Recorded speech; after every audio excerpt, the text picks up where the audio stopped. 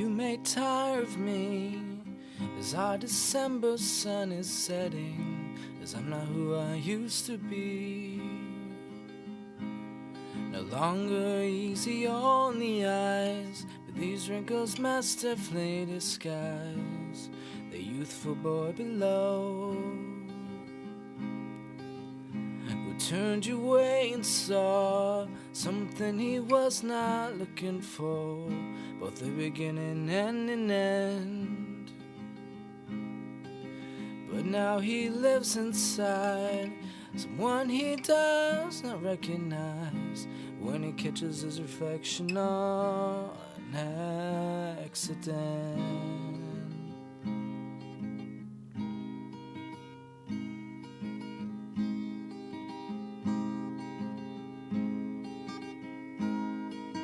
On the back of a motorbike, with your arms outstretched, trying to take flight, leaving everything behind. But even at our swiftest speed, we couldn't break from the concrete in the city where we still reside.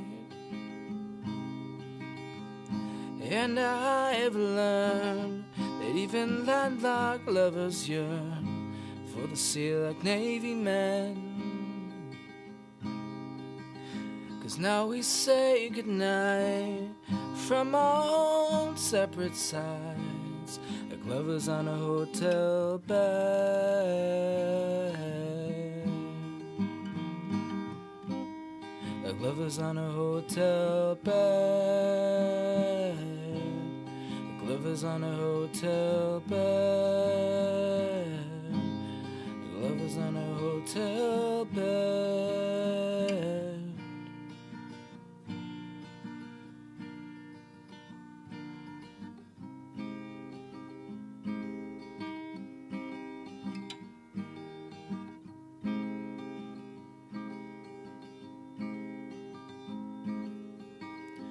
You may tire of me as our December sun is setting, 'cause I'm not who I used to be.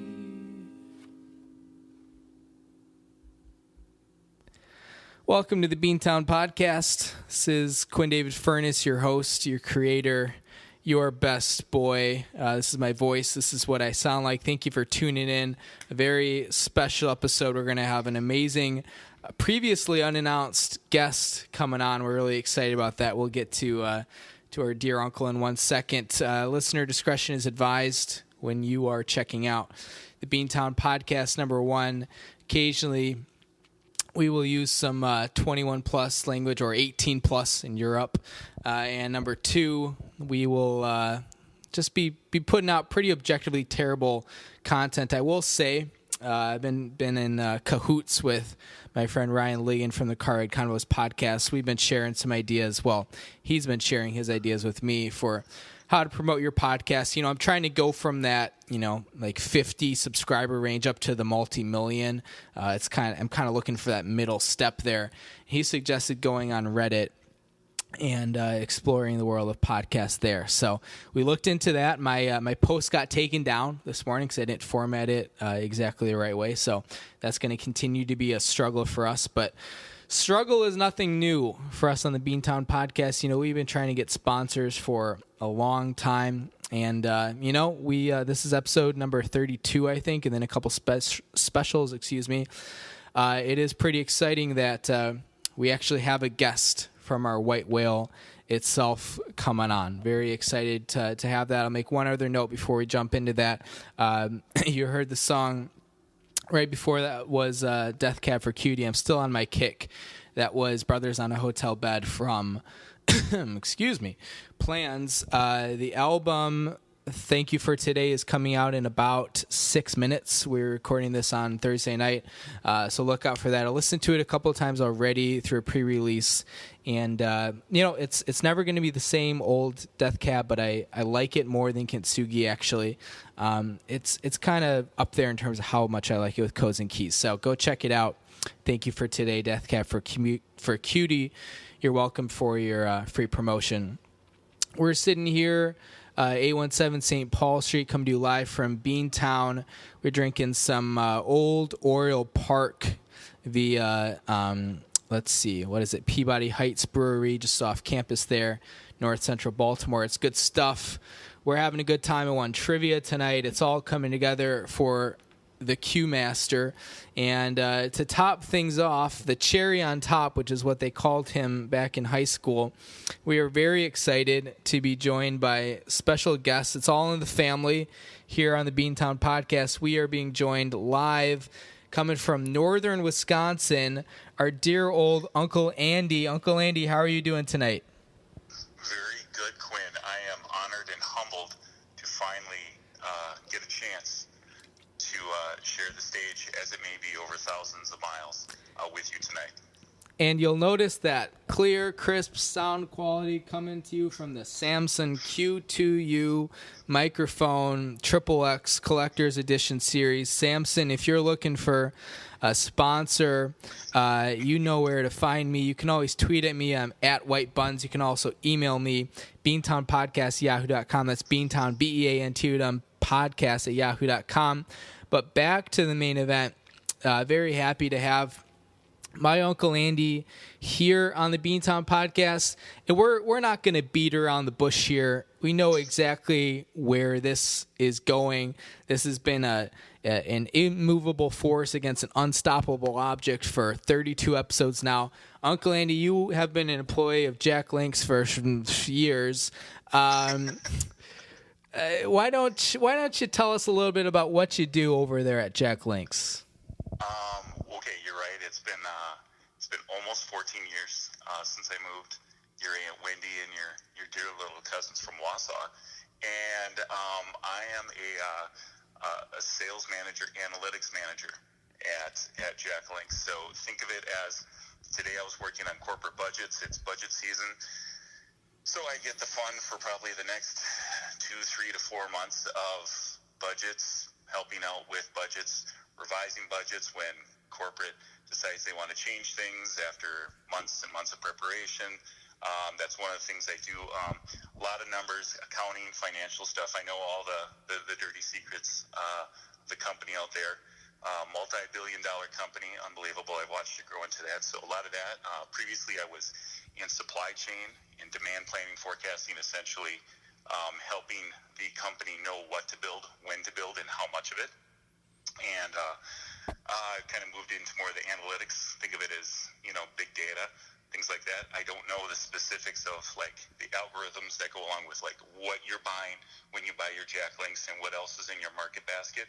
But needless to say, there's a little bit of Big Brother going on out there with that. But that's enough for what I'll need to tell you without getting into the boring details. But yep. That's what your great Uncle Andy does. You mentioned big data. Now let's talk about big podcasts and big sponsorship. I noticed something you didn't mention in your sort of day-to-day is hooking up sort of a nepotistic relationship for podcast sponsorship. Could you speak to the radio silence that we've been getting from Jack Link's and maybe why they don't want to associate with what's probably going to become a multi-billion-dollar podcast? Yeah, I'll tell you what. Actually, I had something set up that was going to be quite tasty for you. A sponsorship that I know you could really get behind. Unfortunately, your cousin Sawyer, right about when I was going to pull the trigger, was going to go over to Japan, which he's over in right now, and I needed to shower him with as many gifts as I could, since the culture over there is to share gifts, to reciprocate. So I sent a lot of things along that I was going to send to you, and they're currently in Tokyo and Miharo, Japan. So I'm going to have to build that cash up a little bit, but needless to say, I do have a couple things already, and I'm going to be trying to fill them up. I know you like the Jack Link shirt, so I'm going to try to find maybe another wearable or two to jam in here. And one of the things I'm really working on hard is everybody's favorite Little Chub. So just a few things to whet your appetite that may be coming down the road. So we're working on it, but I'll just defer and say blame it on Sawyer and his trip to Japan. That's always a good answer. Blame it on Sawyer. You could write for Sarah Huckabee Sanders in some of those White House press briefings. I'm glad you mentioned the Lil Chub, and not just because that was my nickname in Lil League. I'm thinking, you spent a decent amount of time in northern Wisconsin, and I recall very well the first time I ever sank my teeth into a Lil Chub. It was spicy. It was refreshing. It really filled you up well. It was a great snack. What have been some of your favorite Jack Link's products in the past couple years you've seen rolled out? Well, I'll tell you what, I've always enjoyed their sticks. Jack Link's does make very high quality product. I've watched it being made in the floor. It's not any of that pink paste stuff that you see sometimes. The pink slime. It is as long as you're okay with looking at good, high quality, beef from the United States and Brazil. It's great stuff. So I've always liked sticks. I like those nice, kind of longer, dry sticks. They're called. Another thing I've always liked, they're called tender bites. They used to be called nuggets. They're these little cube. They're almost like popcorn size nuggets. And my favorite that I loved for years was a buffalo style. That's really good. Obviously, jerky is always everybody's favorite. The top three flavors are original, teriyaki, and pepper. But my favorite jerky of all time, and unfortunately it's discontinued, was Cholula. And the Cholula hot sauce that you see in the grocery store, they had that for a few years, and that was a fantastic product. Unfortunately, it didn't quite carry the mustard for the demand that they need for a high volume operation like Jack Link's, so it's discontinued. But I think I still might be able to find a bag of it up at the cabin in the back of the fridge or something like that. So those were my favorites. I assume you got a big old heap of it buried under the hot tub up there somewhere, but I don't know. You know what's interesting about that is Auntie Wendy's not a big fan of me eating. She says, you shouldn't eat a bunch of processed meat, even though it's, really high quality, 100% beef. So I don't eat too much of it. Actually, I always take a few samples with me in my bag. So if I'm going to, like the shop, getting my oil change or something like that, I always hand a few out to the people that are helping me there. And I'll tell you what, that is a great icebreaker. So carrying it around is a great way to make friends. But I get some for friends now and then from the company store. And that's a good way to keep on the good side. Well, and it's good to have for breakfast too on your commute. I can tell you about a slew of times when I've needed to have 100% beef for breakfast. It happens frequently. You got Cousin Sawyer over there in Japan. I'm thinking, what about a Kobe beef Jack Link's product line? It would be like $30 for a stick. I don't know. I think Jack Link's needs to tap into the high-end meat market. Just an idea. I'm not getting paid, but maybe I should be. I don't know. I've got some ideas. I'll tell you what, I'll throw it by marketing and I'll watch it as it probably goes right out the other window. But that's okay. I've got one other thing I want to mention here about Jack Link's, then we got to move on.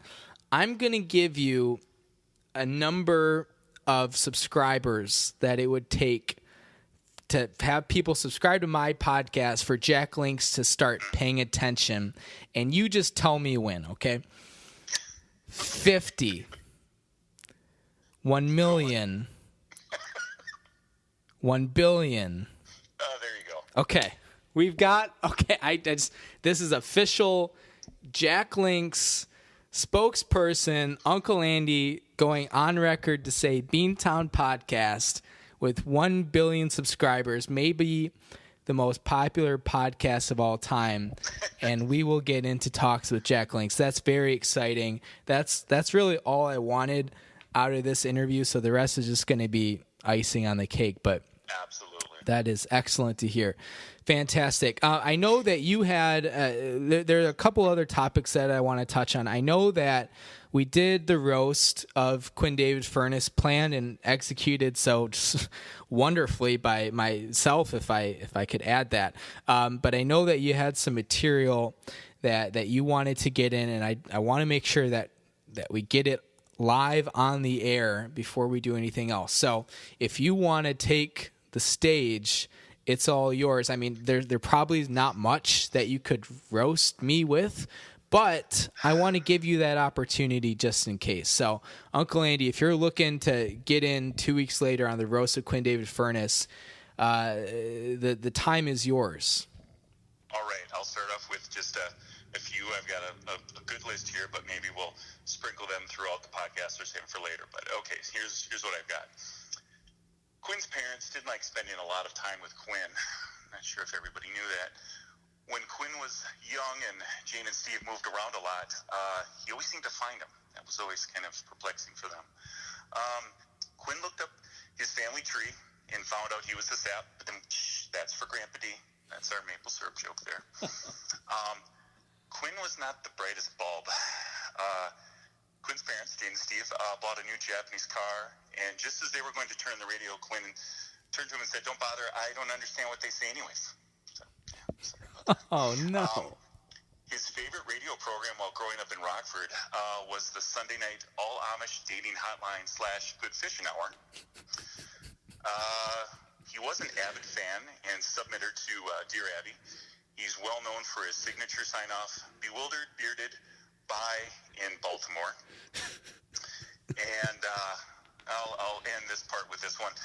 Quinn was so ugly, Jane used to feed him with a slingshot. Oh man, I didn't catch most of what you said, but that last part was pretty funny. So. Oh gosh. If I have to say these over, I'm just gonna go after Quinn. No, I did. I just. For later on, if we want to save them for later. I wasn't sure if the Amish radio show, if the listeners are going to pick up on that. I don't know exactly where it went. You can let us know in the comments. You can tweet at us. We're at White Buns. That's with a Z. Email us, beantownpodcast@yahoo.com. That's Beantown, BEANT, and podcast@yahoo.com. Looking forward to more I guess half jokes is what I'll call them, sprinkled into the rest of the podcast. Boy, just when we thought the bar couldn't get any lower with Abby's roast of me, then Uncle Andy comes in and he says, "Here, I'll do you one better." So thank you for that little introduction. I want to talk. Absolutely. We are, as of tonight, 3 weeks away from the start of the NFL season, and haven't really talked about it much on the podcast because I haven't really needed to, because I started the podcast during like championship week or something of the NFL last season. The NFL season starts in 3 weeks, and for those of you who don't know, we have a family league made up of Furness, Dennison, Rue, and I guess Johnson's now. The Great White North is going into season 13, unbelievably, in what promises to be the most spooktacular season yet. I'm pretty confident that the Gary Busey Halloween Kia commercial is going to pop up in at least 1 or 2 notes a week. But we're very we're very blessed to be joined by the commissioner himself. It's kind of like being the Queen of England. You know, it's more of a title, and you don't really have any power, but we respect you anyways.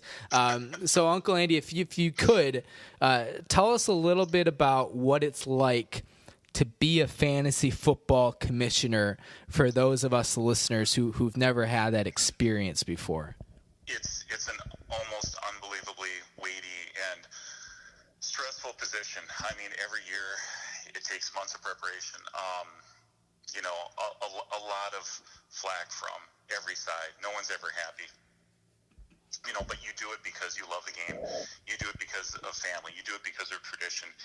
You do it because you just are the only one that really can do it because nobody else is good enough, I guess is the way to put it. But I'll tell you what, thinking back on 13 years, we've had a lot of fun. And thinking back 13 years ago, you and Jack and Walt, you guys were kids, and I remember when I used to do the recaps, tried to do the recaps of the pregame, prognostications and, the games when they were done. And this was, we did everything online, but there's a lot more things out there now that will, auto-populate with a lot of, pseudo, newspaper column recaps. But we've had a lot of fun, and boy, you guys have done a great job of taking that. You and Walt especially. Once in a while, Jack will get in there. Usually, he's not as verbose, but when he does jump in, it's high qual. It's great. I think I recall. It's been an awesome time. I honestly look forward to it. I can't imagine actually not having it now. That's something we're going to have to make sure we do. From here to eternity. Yeah. I'm glad you mentioned that about Jack. I think I recall one note maybe 6 or 7 years ago where he did a little Rapper's Delight, Sugar Hill Gang, something going on with fantasy football lyrics. But yeah, doesn't post a ton, but when he does, you can tell it's quality content. Speaking of good memories or great moments, what have been some of your, excuse me as I belch into the microphones, what have been some of your favorite memories or moments from 12 years of the Great White North? Any as specific as you want or as broad as you want. And you mentioned some things already, but what have you really liked about it? I'll tell you what, the year that Grandpa's team won, I think it was 2009, won the Super Bowl. That was pretty fun because, Grandpa, you can never have enough tight ends and not fully understanding how fantasy football works. When he drafted like 4 or 5 of them, you're like, oh, this could get a little dicey. But the year that he won, that was a lot of fun. The games where you would have something like 176 to 161 or something, and Walt would be able to rattle off, probably the year and week of whatever season it was. But some of those games where you're like, everything was just hitting on every cylinder for each team. Some of those, incredible high-scoring games were a lot of fun to watch. The ties, which once again Walter always seems to fall into. It's king of ties, yeah. It's like a trap, You just can't help but walk into them. Some of the controversy, I think, is too strong of a word, but when you've been in the playoffs, we've had a tie and we have to go to the rule book, and then we're kind of going, the rule book is a little bit ambiguous even on this one. Those have always been fun in the fact that we've always been, really very competitive, but good sports throughout it has been great. The comments, like we were talking about, you go back sometimes and you read some of them, you just laugh. And I have to tell you this, Quinn, your Auntie Wendy, who is not a football fan, she's like, okay, great, the Packers won, but, who really cares? Excuse me, as I've read those sometimes to her, she's always been very impressed. And she said, Quinn really should become a sports writer. He's so good at this. That's what he should be doing.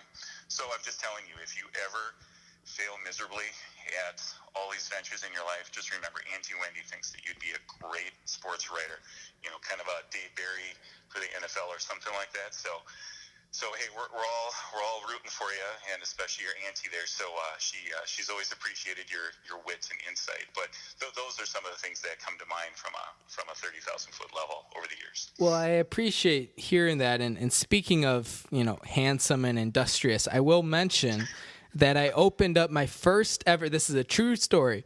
Today, I opened up my first ever CD online. Because I've been wasting my life with savings and checkings accounts for, I don't know, almost 10 years now.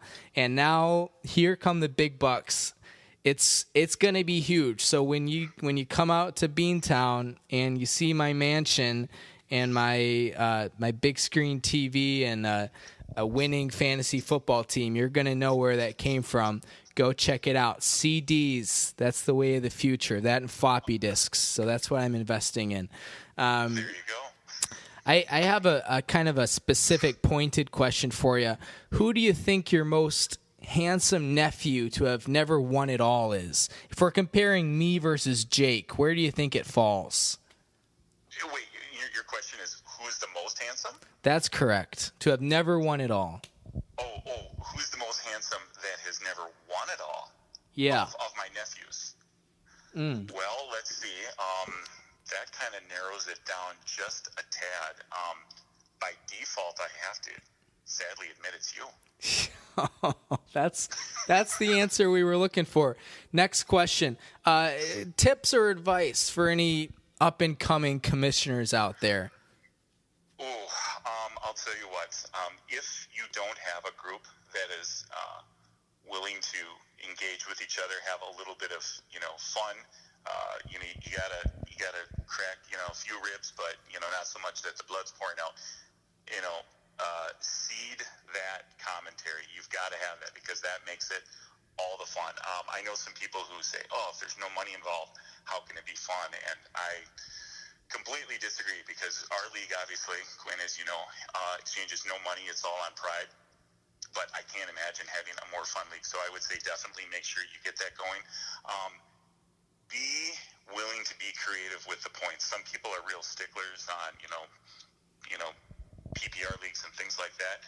I would say don't be afraid to put a little bit more splash into your scoring. For instance, our field goals, they get up to, 5 points if you get above 50 yards or something like that? Yeah, the something like that. Can be quite robust in scoring. Yep. And what I like about that is it evens things out, because it's not just offense or just, make sure you get your running back, and then if you don't get a good running back or fall lucky with picking up a free agent, then, you're kind of out of luck.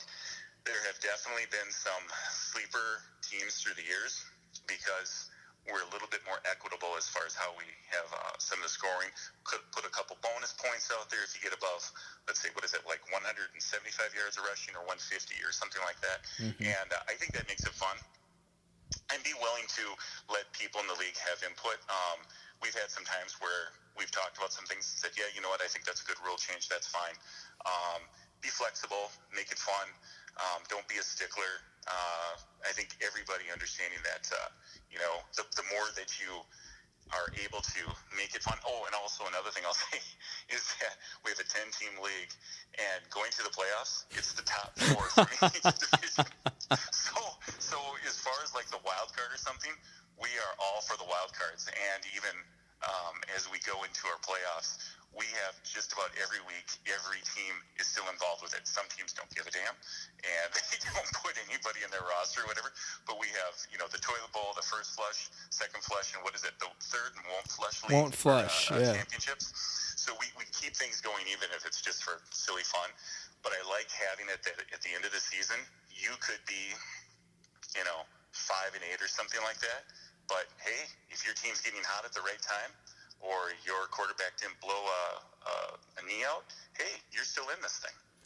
Yeah, it's pretty rare in our league for the dominant team to just walk into the playoffs and clean up. That happened this past year. Walt had a team that was just unflappable and had no major controversy or no major issues, except I think he did tie New Steve in the opening round, and we had a little bit of a controversy with the rules, but then after that that's not right. That might have been 2 years ago. Last year now it's all coming back to me. Last year Walt finished way ahead of everybody else in standings and points scored, all that stuff. I was second in points scored, but somehow that in the entire league, but that came out to 4th in the division magically. And so I had the pleasure of playing the juggernaut himself in the first round, and that was quickly the end of that. So, no doubt. And I'll tell you what, I think if you have a good philosophy to winning, like we talked about Grandpa drafting 4, 5, 6 tight ends, it doesn't always work for you. My attitude is, hey, you draft, you immediately find out they're all losers, they get injured, they were, you were reading from a 2006 draft catalog, oops, I'm off by a decade, my mistake. But then, thank goodness that we don't have these stringent rules on pickups and free agency. It's wide open. It's like the dark web, man. Anything goes. There's no cost. You can do it any time. There's no, hey, it opens at Thursday at 8 o'clock. Nah, 3 a.m. on a Tuesday. Time to pick up a new player, With all those things, my philosophy has got me 2 Super Bowls, which is drafting. Who needs it? Hey, just find out who's scoring, some points around the second week. Yeah, you might get lucky and win a Super Bowl. There you go. This is from the man who once drafted Andrew Luck and Tony Romo in the first 4 rounds and ended up winning a Super Bowl with Blake Bortles. So anything is possible. I got one last question about fantasy football before we move on here to a couple other topics. Let's pick the brain of a 12-year veteran commissioner and a 2-time Super Bowl champion. Who do you like in the draft this year? Who's standing out to you? I know you do a mock draft once every every day or so. So you got to have some good ideas at this point. I know you're a big mock drafter. Well, I'll tell you what. One of my things has always been, pick a quarterback or something like that in the first round, which usually doesn't work out well because, like you said, many of these quarterbacks tend to fade away by the third week. I'll tell you what. Last year, I really should have done more analysis on some of the up and coming running backs. Looking like at Kamara and stuff like that. Like a Cadillac Williams type. Yeah, I feel you. Yeah. I'm going to hope that I can get at least one decent running back that, doesn't fall off the face of the earth. I've never really subscribed to that.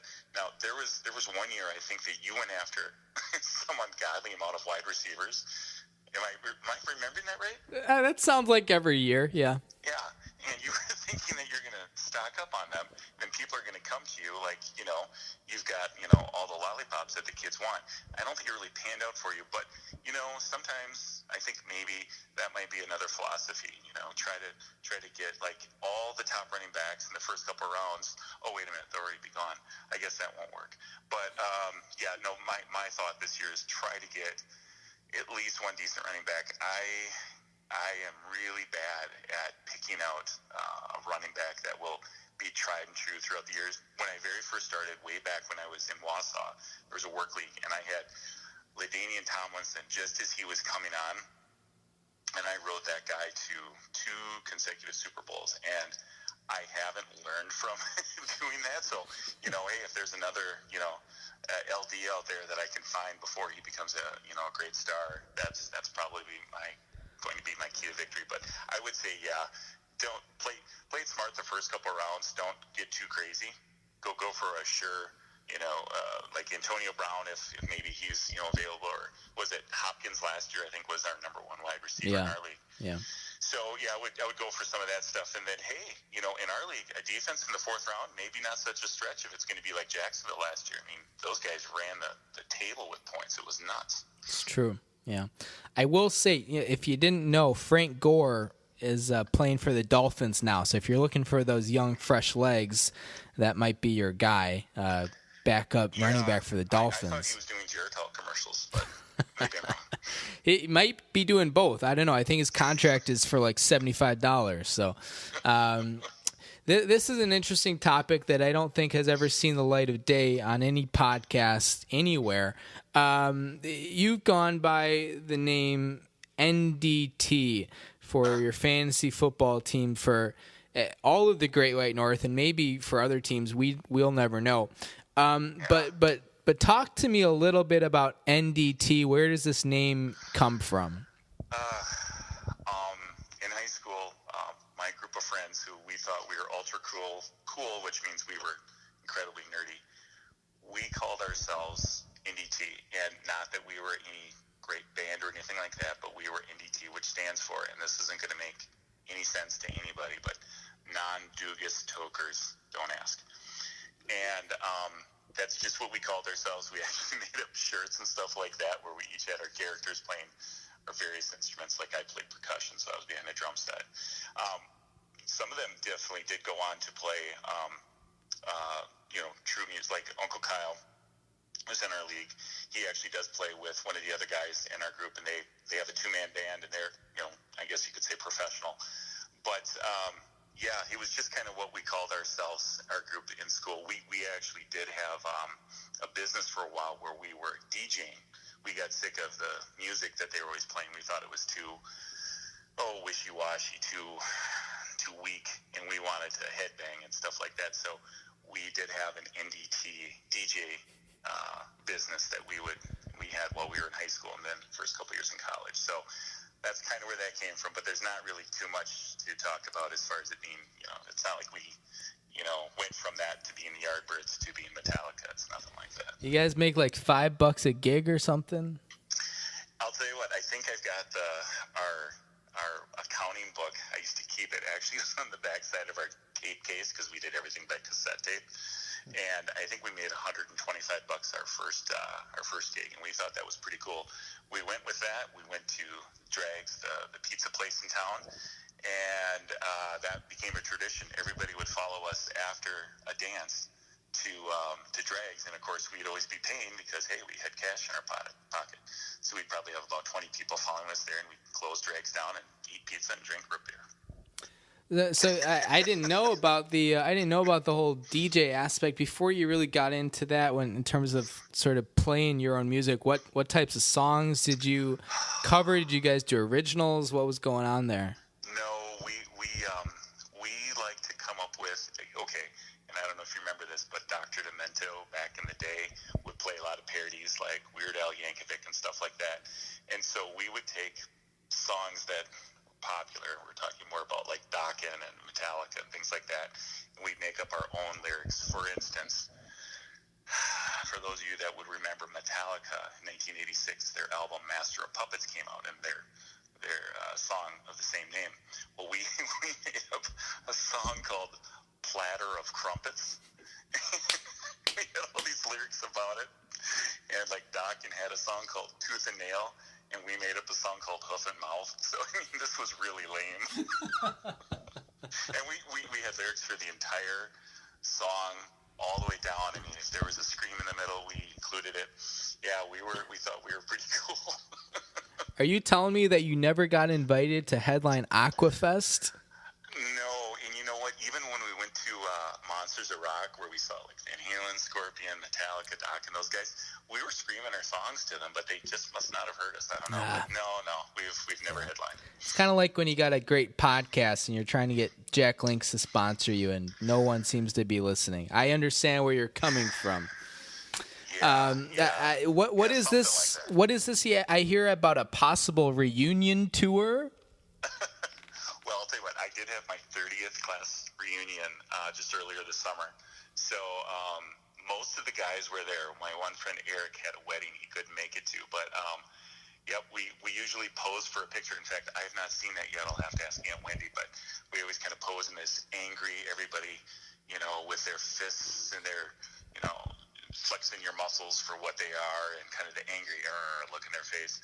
And that's our traditional, getting together and trying to pose, through the years. So you can see younger, looked like maybe we're actually tough. Now we're just old, out of shape guys that look pretty pathetic. But yeah, our reunion tour is when we get a chance to see each other for a class reunion every 5 years.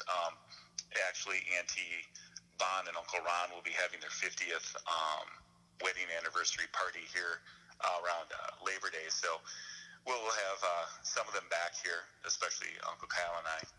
It's going to be the party of the century. So, reunion is kind of a term, but yeah, we do like to get together when we can, yeah. I would imagine there's going to be a lot of meat taking place at that 50th party. Yeah, and I'll tell you what, Uncle Jim was actually supposed to be manning the barbecue, and he's actually going out to Baltimore to see Jake, so he'll be in your neck of the woods. So, although I'm not nearly the professional barbecuer like Uncle Jim or Kyle or Uncle Ron are, but I'm probably going to be helping out with doing that. So probably ribs and brisket and all that fun stuff I'll probably be helping out with. So yeah, there you go. There will be a lot of meat consumed. And that's, by the way, that's a whole nother topic. Oh my gosh, those guys are nuts for barbecuing. You can't believe it. It's fantastic. It is so delicious. Uncle Ron did all of it for Sawyer's graduation this year, pulled pork. It's to die for, but they go crazy about it. So, but not a bad thing to have in your family, or people who love to barbecue. It's pretty damn tasty. It might mess up your septic if you have one of those, but it's worth it in the end. I think that's what we've learned over the years. I've got I got two other topics I want to cover here. One you're semi-prepared for, the other I promise you're not. Okay. The last thing here that you are probably prepared for, Rice Lake, Wisconsin. It's where many of the denizens hail from. Goes way back. Any good news from around town these days? I heard there was some sort of money laundering or embezzlement happening in the school system a couple maybe 2 years back. But is there any good stuff happening? Anything you see in the chronotype that really catches your attention these days? Well, I'll tell you what. Auntie Wendy was reading the police log out of the Chronotype, our weekly newspaper, and it is always entertaining. Sometimes we just read it to each other.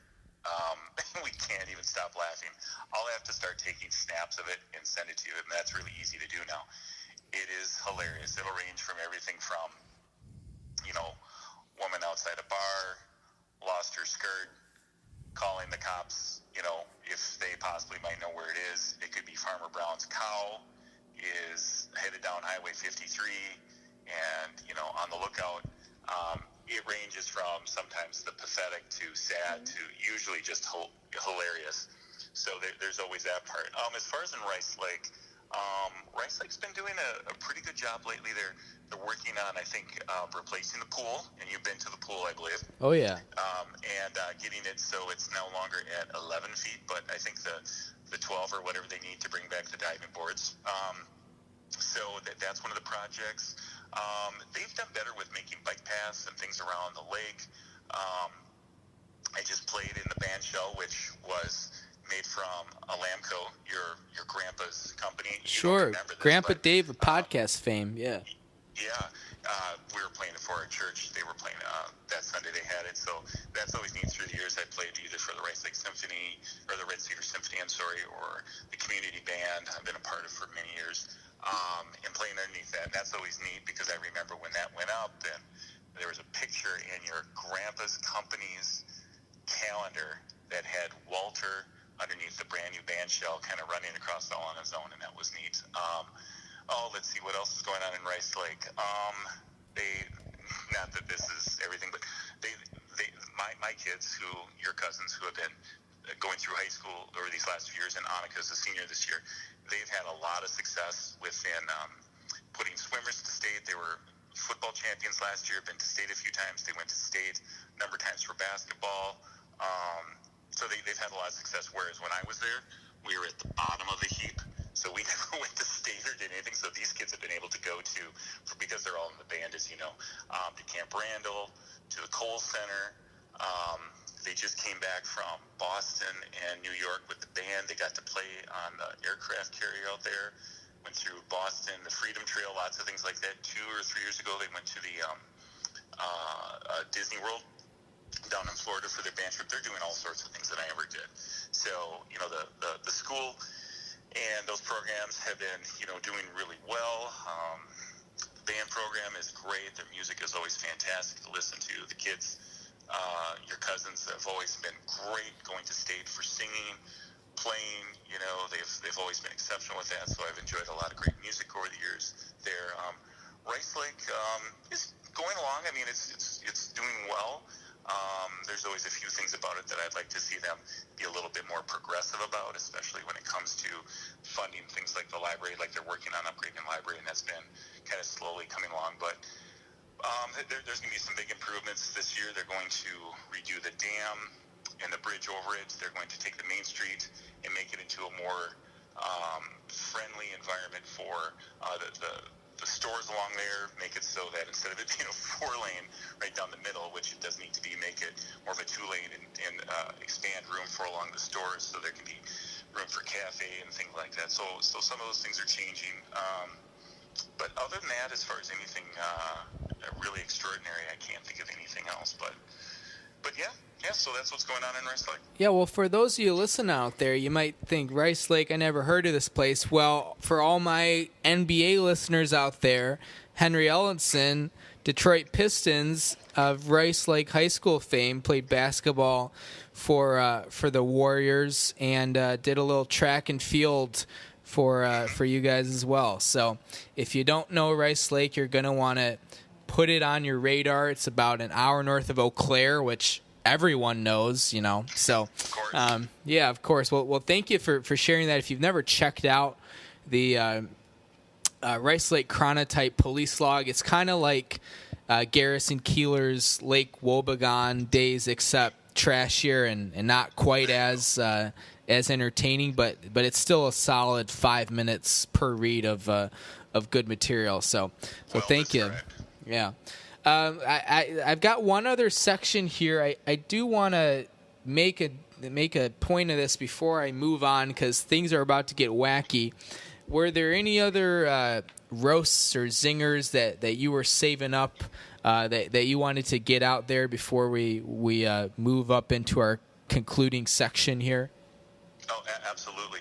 And I'll have to predicate this one with Quinn has also been known as Driz. There's kind of a longer story behind it, but it goes back to our fantasy football. So I affectionately refer to you as Driz, and I believe, Driz, you've never taken any offense to that, right?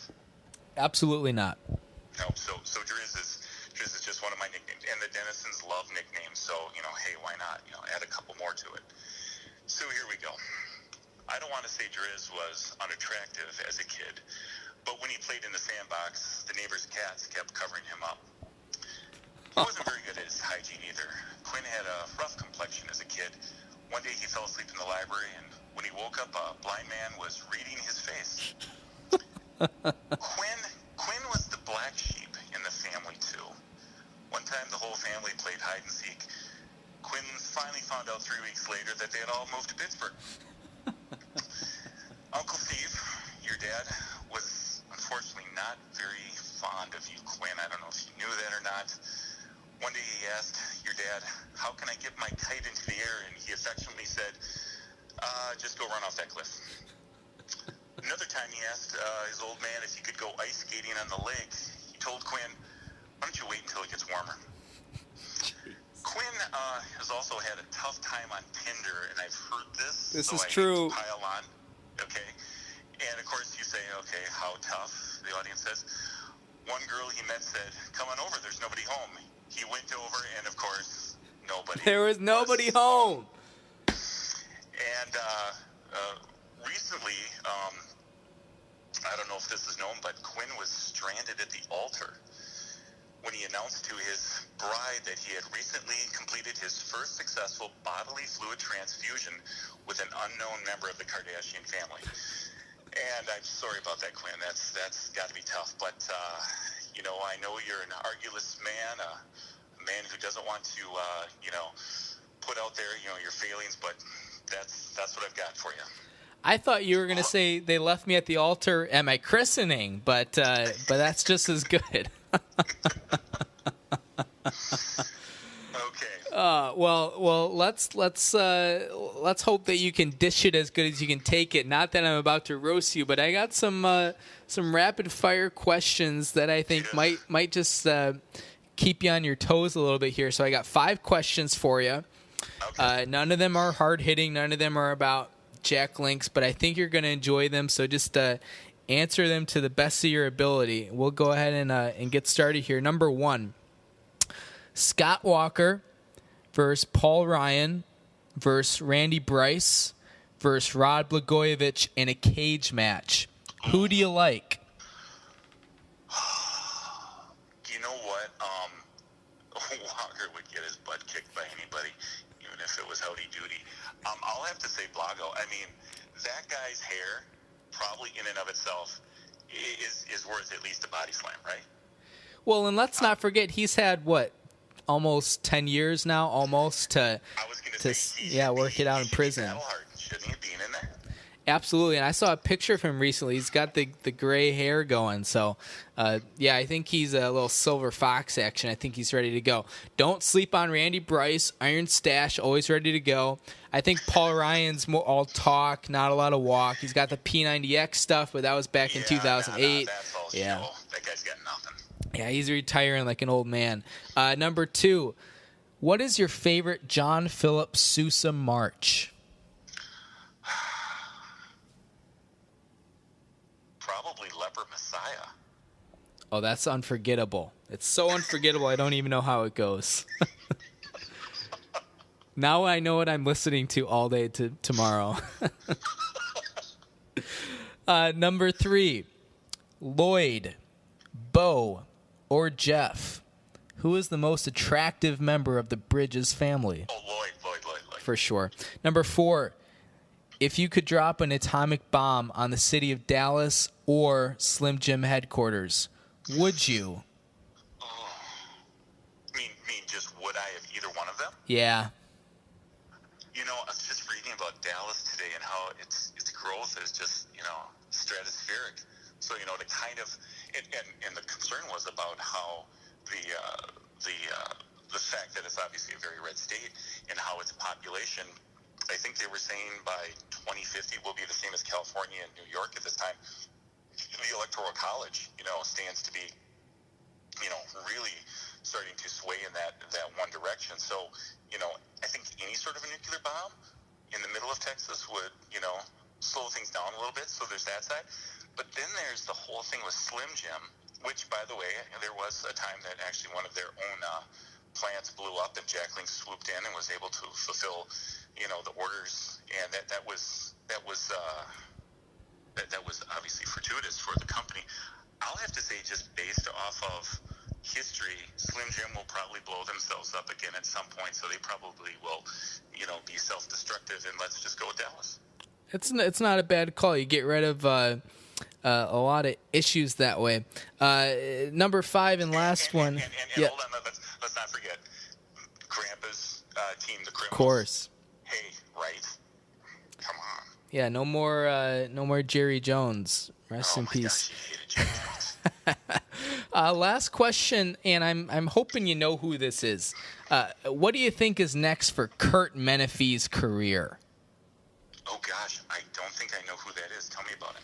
Kurt Menefee has hosted the Fox NFL pregame show for the last 10 years or so. He's the African American man.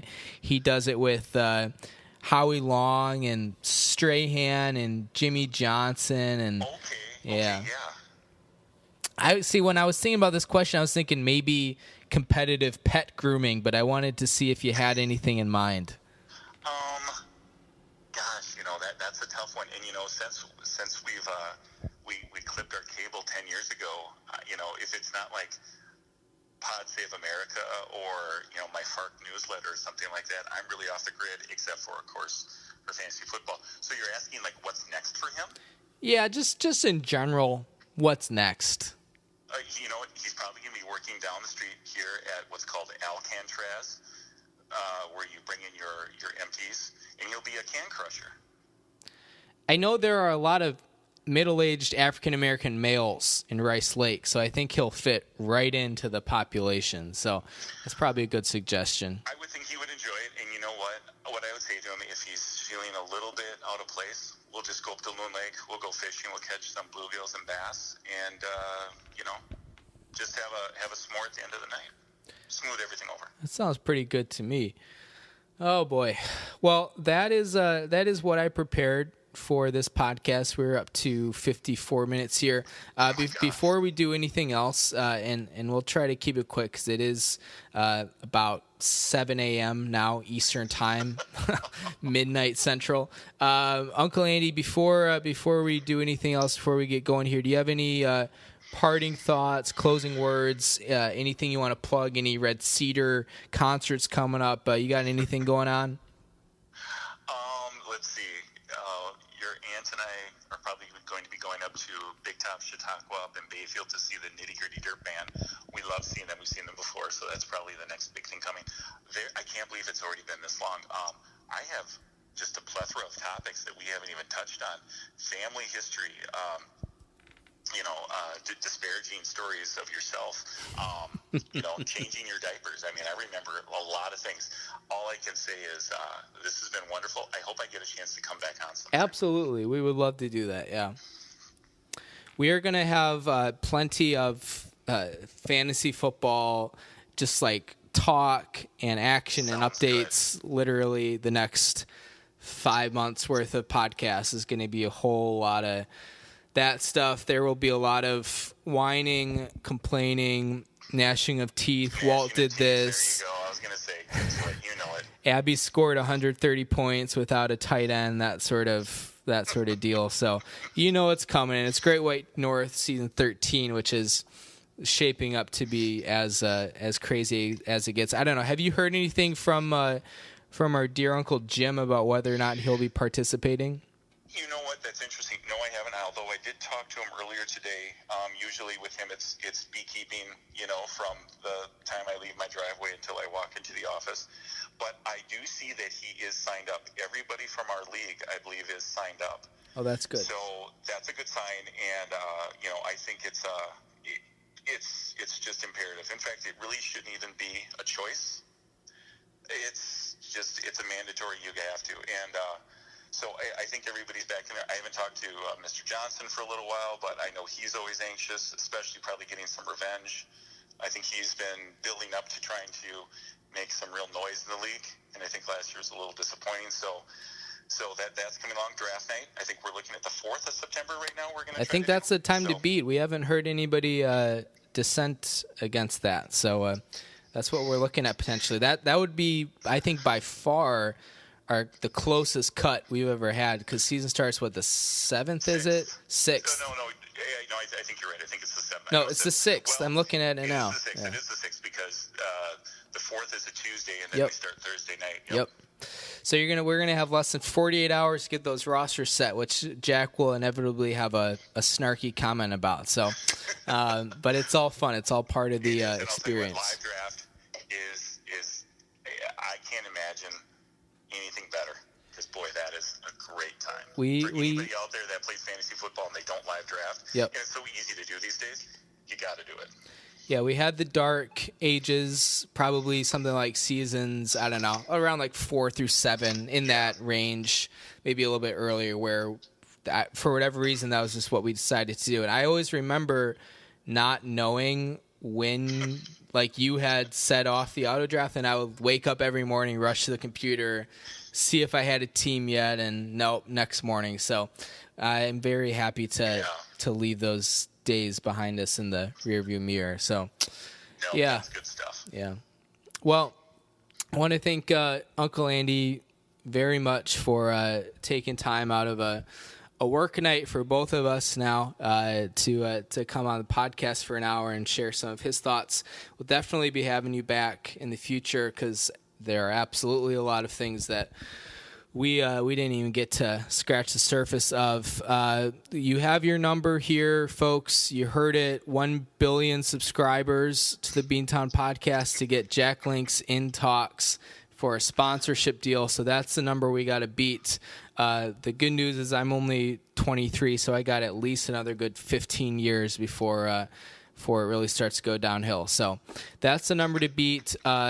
Uncle Andy, thank you so much for coming on the podcast. I really appreciate it. No, thank you so much, too. I can't wait to go back and listen to it and hear my horrible voice and then ask you to take it off YouTube. But, yep. It's been a good time. Uncle, we'll keep you on the line for 1 second after we finish up the podcast here. This has been Quinn David Furness, presents the Beantown podcast. The People's Podcast, one of Baltimore's top 500 podcasts. Thank you for listening. This was a fun night, fun experience for everyone. If you're listening now, it's probably the weekend already. I'll try to get it up at some point tomorrow. For now, I'm going to bed. This is Quinn David Furness signing off. Thank you for listening, and we will check in on you next week.